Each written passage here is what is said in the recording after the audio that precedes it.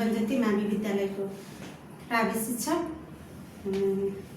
यस जीवन ज्योति मावि विद्यालय कावासोती 3 नवलपुरमा आज उत्प्रेरणात्मक प्रशिक्षकको 1 दिवसीय प्रशिक्षण कार्यक्रमको हाम्रो प्रशिक्षक नाम विमला थापाज्यू र यसै जीवन ज्योति मावि विद्यालयका प्रधानाध्यापक दुर्गा पौडेल म्याम र यस कार्यक्रममा यहाँ प्रत्यक्ष रूपमा नभए पनि यस कार्यक्रमलाई भव्य बनाउन र यो दिनको विषय मिलाइदिनु भएको हाम्रो यस विद्यालय व्यवस्थापन समितिका अध्यक्ष महोदय चिरञ्जीवी जीसीज्यू र यस विद्यालयमा यसै विद्यालयका सम्पूर्ण शिक्षक साथीहरू साथै हाम्रो सहकर्मी विद्यालयबाट आउनुभएका आधारभूत कावासोती आधारभूत प्रावि विद्यालयका सम्पूर्ण म्यामहरू र प्रजी समेत मेरो व्यक्तिगत तर्फबाट र यस जीवन ज्योति माविको तर्फबाट एकदम आभार व्यक्त गर्न चाहन्छु।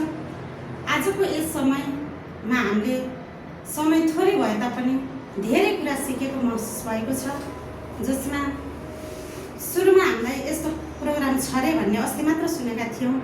कस्तो होला झर्लाग्ने अफ टाइममा पनि हामी घरै जान पाए हुन्थ्यो जस्तो जब हाम्रो मनले भनिरहेको थियो। तर अहिले चाहिँ अघि नै सरले भनिसक्नुभयो, समय गएको पत्तो नै भएन भने जस्तो अहिले हामीलाई 6 बजे सक्दा पनि अझै हाम्रो कार्यक्रम भयो हुन्थ्यो जस्तो महसुस भयो। यसमा विशेष गरी साना बालबालिकाहरूलाई कसरी उत्प्रेरणा जगाउने पढाइप्रति, कसरी बालबालिकाको मन जित्ने, हामी शिक्षक बालबालिकाको प्यारो कसरी बन्ने भन्ने विषयमा केन्द्रित थियो। एकदमै हामी धेरै समय भएको रहेछ यसरी प्रशिक्षकमा नबसेको, यसरी हामीले तालिमहरू नलिएको। किताबका पानामा हामीले थुप्रै पढेका थियौँ। हरेक सायद लाग्छ एजुकेसन पढ्ने साथीहरू हुनुहुन्छ यो टपिक हर टाइममा छोइन्छ, पढ्छौँ पढाउँछौँ, तर हामी आफैलाई पनि यस्तो रिफ्रेस हुनु जरुरी रहेछ।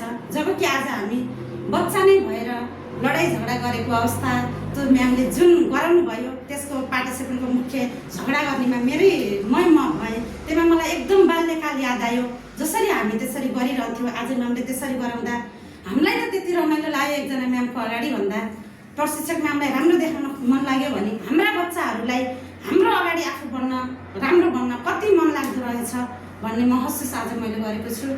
जसरी सुनिरहेको कुरा त हो नि, सानै त हो नि जस्तो लागिरहेको थियो आउनुभन्दा अगाडि भने यहाँ म्यामको त्यो मिठो भोइसले हामीलाई झन् मोहित बनायो।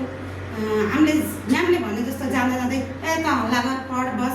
मैले सुरुमै म्यामले दिँदा भनेको थिएँ कसरी गर्नुहुन्छ तपाईँले कक्षा व्यवस्थापन, कस्तो के समस्या छ भन्दा मैले सुरुमै भनेको थिएँ कुनै एउटा क्लासलाई लिएर बच्चाहरूलाई सम्झाउने, यदि मानेनन् भने अब म्याम यथार्थ बोल्नुपर्छ, पिट्ने काम गर्छौँ हामी त। पिट्न त हुँदैन, थाहा छ बालमैत्री हो, तर पिट्छौँ भन्ने कुरा गर्दा अनि अहिले त्यो पिटेको बेकार रहेछ, पिट्न हुँदो रहेनछ। हामीले एकदमै मायाले नै बच्चाको मन जित्नु पर्दो रहेछ भन्ने लाग्यो। अनि यसमा अझै एकदमै म्यामले सिकाएको मनमै मेरो पनि छोयो, हामी बच्चाहरूको मनभित्र बस्नुपर्छ भन्ने कुरा मेरो पनि मनमा बसेको छ। अब कतिको लागू गर्न सक्छु सक्दिनँ आफ्नो ठाउँमा छ। सायद हामी म लगायत हाम्रा सम्पूर्ण साथीहरूले त्यसलाई आफूले सकेको पालना गर्नुहुनेछ, व्यवहारमा उतार्नुहुनेछ जस्तो लाग्छ मलाई। अनि एकदमै राम्रो लाग्यो। म्याम टाढाबाट आएर त्यो टाढा बर्दघाटदेखि आएर अहिले साझा पुग्ने मान्छे पनि अहिलेसम्म हामीसँगै हुनुहुन्छ। हामीलाई यत्रो टाइम दिनुभएकोमा मनैदेखि हाम्रो संस्था, हामी प्रशिक्षक अनि म व्यक्तिगत तर्फबाट हाम्रो प्रशिक्षक म्याम विमला थापाज्यूलाई धेरै धेरै धेरै धन्यवाद र आभार व्यक्त गर्न चाहन्छौँ। र आगामी दिनमा हामीले पूर्ण त नहोला अनि राम्रा नराम्रा पक्ष पनि हुन्छन्। यसमा चाहिँ अझै समय भइदिएको भए अझै धेरै कुरा हामीले सिक्न पाउँथ्यौँ कि जस्तो लागेको छ। अनि एकदमै समस्या खड्केको म 10औं वर्ष पढाउँदा पनि अहिले बेहोरिरहेको र अहिले झन् जड लागेको, बच्चालाई गृह कार्य गराउन नसकिने, बच्चालाई ध्यान दिनै नसकिने, हामी थकित भएर आउने क्लासबाट निस्किँदा त्यस्तो महसुस हामीलाई भइरहेको छ। तर त्यसमा चाहिँ अब मायाले जति सक्दो मायाले गर्ने हामी बच्चाहरूलाई आफूतिर तान्ने प्रयास गर्छौँ। भोलि नैदेखि हामीले त्यो काम गर्छौँ।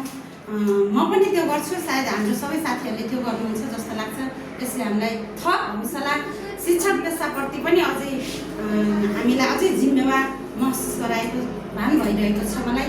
र अन्त्यमा म्यामलाई फेरि पनि धन्यवाद भन्दै यो सम्पूर्ण माहौल मिलाइदिनु भएकोमा व्यवस्थापक समितिका अध्यक्षज्यू, हाम्रो हेडम्यान, सम्पूर्ण हामी शिक्षकहरू साथै विशेष गरी बिमला म्यामलाई धन्यवाद दिँदै म आफ्नो शब्द टुङ्ग्याउँछु। हस्त धन्यवाद।